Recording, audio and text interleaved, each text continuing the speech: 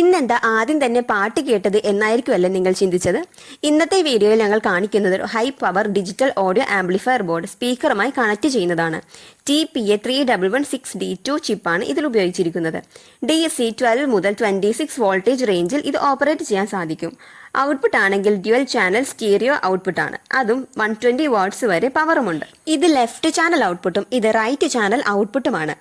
ഇവിടെയാണ് speakers connect ചെയ്യുന്നത്. പിന്നെ ഇത് പവർ സപ്ലൈക്ക് വേണ്ടിയുള്ളതാണ്.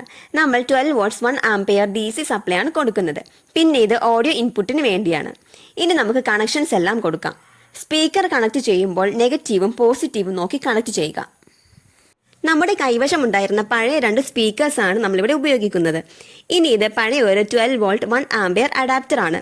ആംപ്ലിഫയറിൽ നിന്നുള്ള കണക്ഷൻസ് നമുക്ക് ഇവിടെ കൊടുക്കാം. ഇനി അവസാനം നമ്മുടെ കയ്യിൽ ഉണ്ടായിരുന്ന ഒരു പഴയ ഹെഡ്ഫോണിന്റെ ഓക്സ് കേബിൾ കൂടി കണക്ട് ചെയ്ത് കൊടുക്കാം. ഇവിടെ നമ്മൾ ഓക്സ് കേബിൾ കട്ട് ചെയ്ത് ഒരു 3 പിൻ കണക്ട് ചെയ്തിട്ടാണ് ഈ ഒരു സോക്കറ്റിലേക്ക് കണക്ട് ചെയ്യുന്നത്. നമ്മുടെ ഓഡിയോ സിസ്റ്റം റെഡി ആയിട്ടുണ്ട്.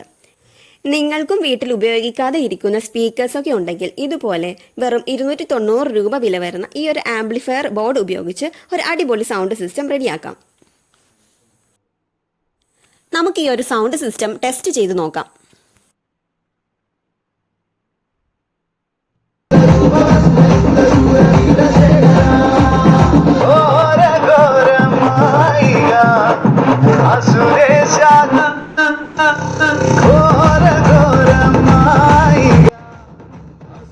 ഇതിനെക്കുറിച്ച് നിങ്ങൾക്ക് എന്തെങ്കിലും ഡൗട്ട് ഉണ്ടെങ്കിൽ താഴെ കമന്റ് ചെയ്യാം.